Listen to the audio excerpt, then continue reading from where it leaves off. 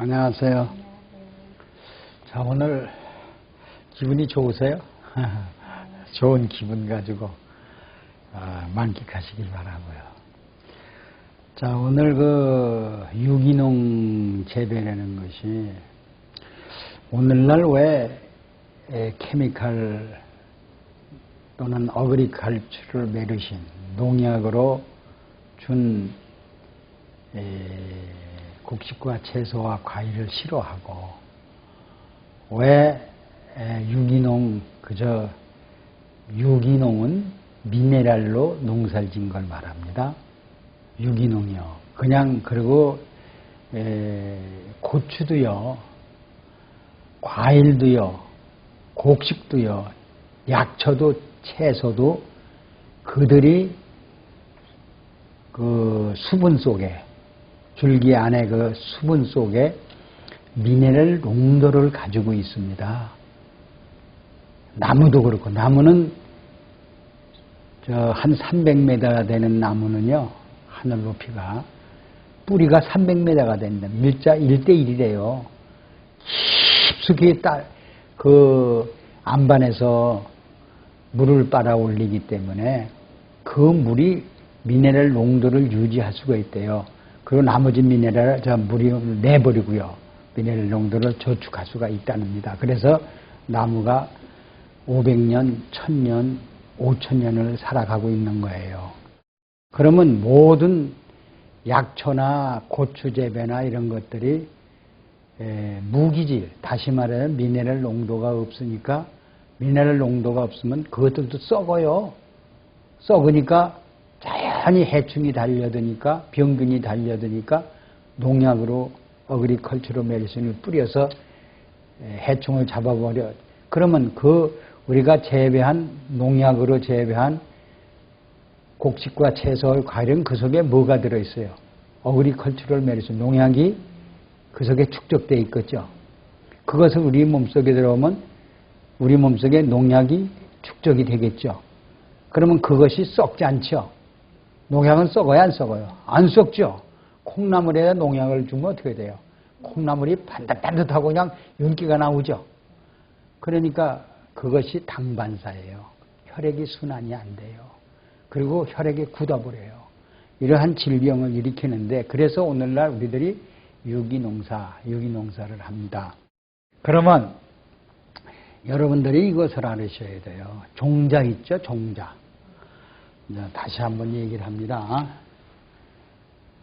우리가 이제 이렇게 종자를 심으면 여기서 뿌리가 나죠? 싹이 이렇게 나죠? 이게 이파리가 이렇게 나와서 결국은 꽃이 이렇게 피고 끝에서는 열매를 맞죠? 열매. 이 열매 껍질 속에는 무기질이 꽉 차야, 마그네슘이 차야 실하고 종족을 보존하는 물질이 되는 거예요, 이게. 그러면 이 열매는 뭐예요? 수천 년을 가도 안 죽어요.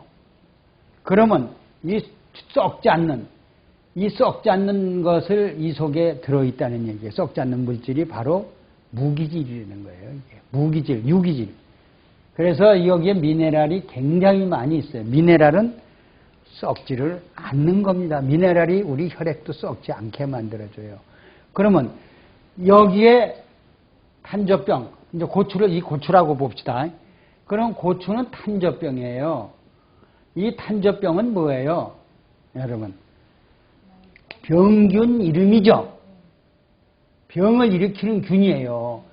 이 탄저병이요, 이 뿌리에, 이 땅 속에 무기질, 다시 말하면 미네랄이 이 땅 속에 결핍이 되니까, 빨아들이질 못하니까 이 나무가 견디질 못해가지고 이 세균이 이 뿌리를 갉아먹는 거예요.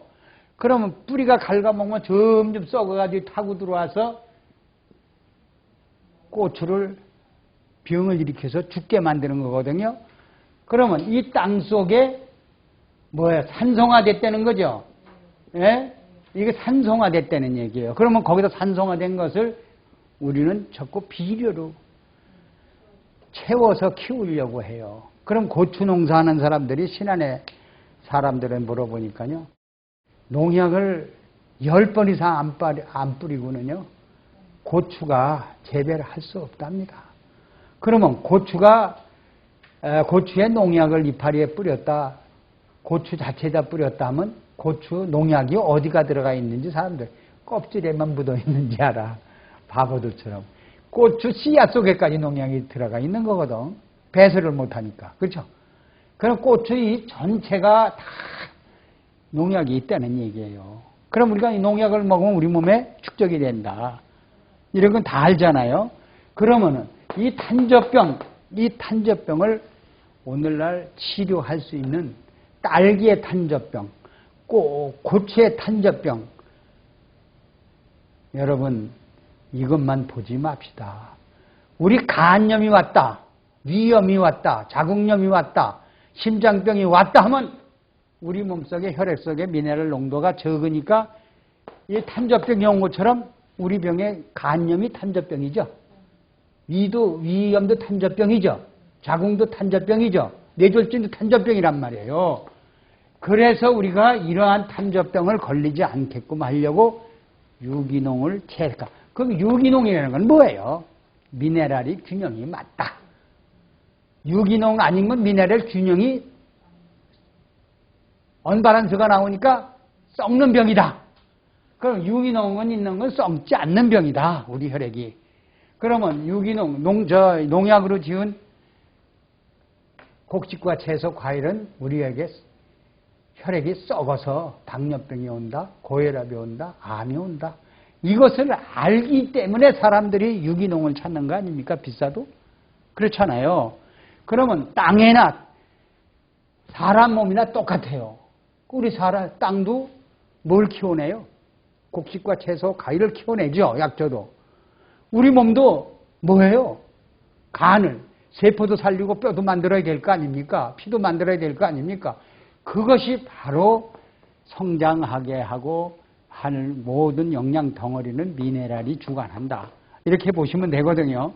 그럼 식물을 안 먹고는 안 돼. 땅에서 난 식물을 안 먹고 우리는 성장할 수가 없죠. 에너지를 낼 수가 없지 않습니까? 먹기는 먹어야 되는데 어떤 걸 먹어야 되냐? 유기농을 먹어야 된다. 사람들이 이렇게 해요. 그러면 유기농을 먹어야 되는데 유기농을 인간들이 재배하는 방법을 모릅니다. 그래서 오늘은 그 재배하는 방법을 좀 가르쳐 드릴게요.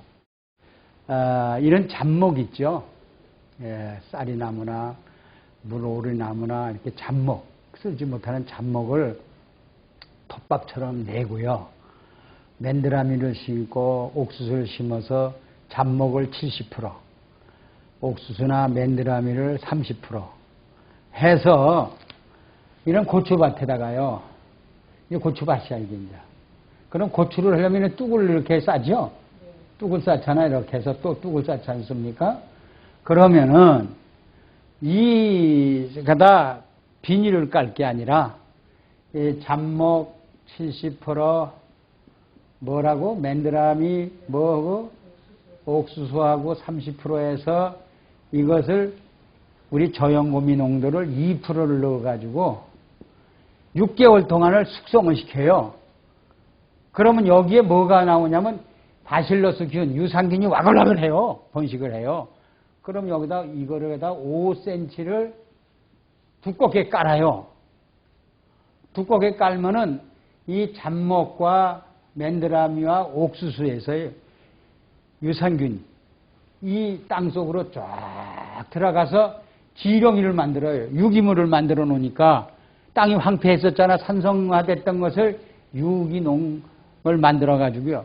여기 지렁이에 구멍을 뚫고 막 땡기면서 구멍을 뚫어 놓으면요. 산소가 와서 들어가거든요.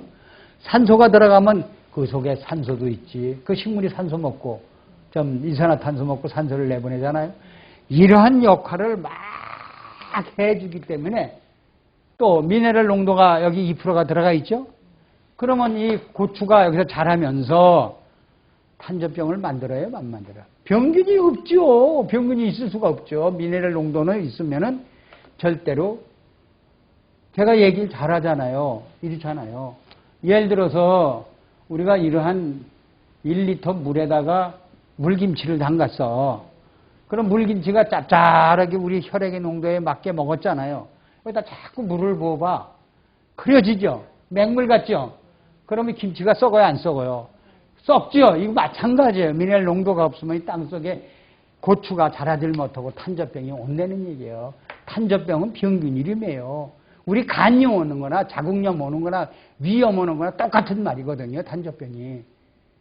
그렇게 사람들이 미네랄 농도를 모르기 때문에 결과적으로 탄저병이 온다. 여러분들 이렇게 보시면 됩니다. 그 원리는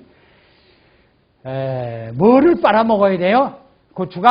고추나무가 무기질을 자기 몸의 농도에 맞게 빨아먹으면 섭취만 한다면 탄저병은 없다. 우리 사람도 우리 미네랄 농도를 유기농을 재배한 것을 먹었을 때 우리는 탄저병 같은 간염, 질염 이런 것들이 찾아오지 않는다. 이렇게 보시면 돼요. 그래서 저희들은요, 신안에다가 공장을 곧 옮기는데 파우더가 다시 한번 말하면 1시간에 한 석돈, 넉 돈이 쏟아져 나올 수 있는 드라이 바닷물을 바로 드라이해서 생산이 가능합니다. 그래서 이것을 앞으로 우리가 음식물에 타서 미네랄 농도를 맞춰줘야 되고 또 돼지 사육장에도 돼지 혈액의 농도도 맞게 해가지고 돼지가 썩지 않게 만들어주고 닭도 그렇고 유기농 또 고추에 탄저병에도 뿌려서 유기농을 재배할 수 있게끔 친환경 이렇게 지금 만들 계획을 가지고 군수하고 미팅을 했어요. 프로젝트를 군수하고 그 과장들과 보고 이제 대화한 결과 신안에다가 유기농 재배를 하라 명령을 했어요. 직원들 시켜서. 그래서 저희들이 직접 이제 직원들이나 우리가 가서 유기농 재배를 할 겁니다. 잡목과 맨드라미와 옥수수의 3.7로 저염고미와 농도를 해서 앞으로 탄저병 없는 고추, 그렇죠? 딸기, 모든 곡식과 채소를 먹는 시대가 오지 않겠느냐 이렇게 보면 됩니다. 그래서 세계에서 없는 이 신기술, 저염고미 농도, 세계에서 없는 발명특허 이런 것을 만들어 가지고 이제 악성 부정맥이니 사람의 질병이 없는 무병장수 시대를 오픈할. 그래서 우리가 참으로 먹는 음식이 미네랄이 많이 들어있는 음식 먹으면 우리 질병이 없겠죠. 그게 없으니까 봐요. 김밥이라 먹는다, 라면이라 먹는다, 통조림이라 먹는다. 이렇게 될 것 같으면 우리는 어떻게 돼요? 또 음료수만 먹는다 하면은 우리 속에는 전부 미네랄 결핍돼서 혈액이 썩어서 간염이 오고 농약을 뿌리죠. 우리 바로 약을 먹는 건 농약을 뿌리는 거랑 똑같습니다. 여러분요. 그래야 안 그래요? 사람이 약을 먹거나 고추밭에다가 탄저병을 죽이는 뭘 뿌려요? 농약을 뿌리나. 똑같은 약을 먹나 농약을 뿌리나 똑같은 거죠. 그 원리예요. 우린 사람은 결국은 식물을 먹어요. 우리가 뭐 먹고 커졌어요? 바로 유기농이나 이거 먹고 커진 거 아닙니까? 예, 그래서 우리가 이 장수시대 신안에서 열자 하는 거로 해서 이제 세계에 곧 알리게 되고 이런 것을 2010년 서울 조선호텔에서 영양학자들이 하고 우리 회사하고 심포지엄 대회를 하기를 계약 맺었어요. 내년 7, 8월에 옵니다. 난 2011년에 열 줄 알았는데 내년에 열어요. 신안 군수하고 약속을 했던 것입니다. 그래서 우리가 거기다가 이제는 식초도 만들고 유산균 식초 또 양파 같은 이런 것도 이제 저염고미를 넣어서 우리 유산균 많은 음식들을 섭취함으로써 무병장수 시대를 아마 오픈하게 되고 그것이 미국 방송을 통해서 영국 방송을 통해서 세계로 알려질 날이 얼마 안 남았다는 걸 여러분이 알려드립니다. 자, 방송을 시청해 주신 여러분 감사드리면서 마치겠습니다.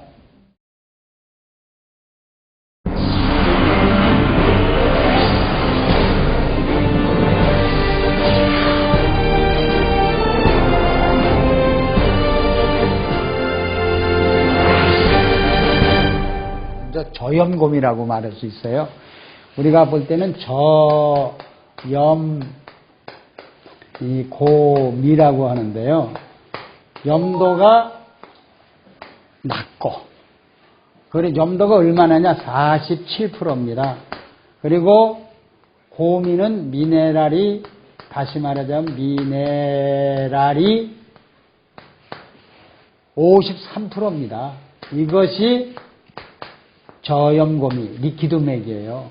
그러면 이것이 우리 몸속에 얼마를 유지해 주냐? 우리 몸속에 3.5%가 유지해 줘야만이 우리가 건강한 거예요. 그래서 여러분이 잘 알다시피 바닷물 있죠. 이 바닷물은 저염곰이에요. 완전히 여러분들이 분석해 보시면 나트륨이 47%고요.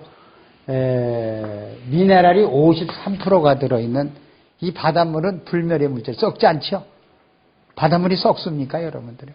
그러면 저염고미가 우리 혈액 속에 들어오면 절대 우리 몸이 불로초나 똑같아요. 젊음을 유지하고 살 수 있는 이러한 물질입니다. 리퀴드맥을 생산하고 있는 충남 부여공장. 리퀴드맥은 바닷물 농축액에 생리활성 물질이 풍부한 겨우살이, 청미래, 오가피 등의 약초를 넣어 1년 이상 숙성, 발효시켜 만든다.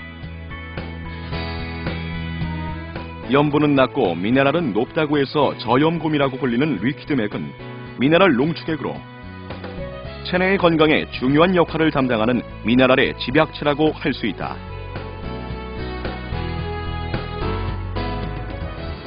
리퀴드맥은 이런 미네랄 중에서도 과다하게 섭취하면 인체에 해로울 수 있는 나트륨은 적게, 유익한 다른 미네랄은 많이 채운 최상의 미네랄 농축액이라고 할 수 있다. 자, 먹는 물이 뭐죠? 포도주도 물이죠. 또 뭐예요? 뭐가 물이요? 자, 과일도 물이죠. 또 뭐 야채도 물이죠. 자, 여러분이 먹는 모든 물이나 야채나 과일이나 밥이나 죽이나 모든 음식에 떨어뜨려 섭취만 하면 혈액 체액이 저염고미가 맞춰주니까 pH가 유지됨으로 해서 그 대신에요, 유지되는 것보다 경련이 일어났던 분이 싹 없어져요. 그리고 피부병이 가렵질 않아요. 그 다음에 쥐나는 게 또 없어지고요. 그래서 이러한 우리 몸속에는 저염고미를 사용처가 어디냐? 모든 음식, 우리 입으로 들어가는 음식은 난 다만 들어를 먹어도 뿌려서 먹어요. 리퀴드맥은 우리의 식생활 전반에 걸쳐 두루 사용될 수 있다. 나트륨과 몸에 좋은 다른 미네랄을 47대 53의 비율로 오랜 시간 숙성 발효시킨 리퀴드맥은 음식의 종류에 상관없이 모든 요리와 음료, 디저트 등에 한두 방울씩 떨어뜨려 간단히 섭취하면 된다. 또한 리퀴드맥을 넣어 먹게 되면 특유의 짭짤한 맛이 더해져 음식을 더욱 맛깔나게 만든다. 여러분이 3일 후에 본 애견은요, 리퀴드맥을 섭취시키고 리퀴드맥을 피부에 발라준 후 3일이 어떻게 변하지 아십니까? 곰팡이 냄새가 없어졌고 피고름도 심했었는데 사라졌고, 노란색이니 또 빨간 부분이니 검은색 부분이 많이 피부도 좀 윤택해지면서 흔적이 많이 사라졌어요. 그런데 동물병원에 15일 후에 다시 그 애견을 바라보니까요, 먹이고 바르고 섭취를 시켰던 15일 후에 그 애견은요, 얼굴이 확 달라졌어요. 자, 피부병이 있었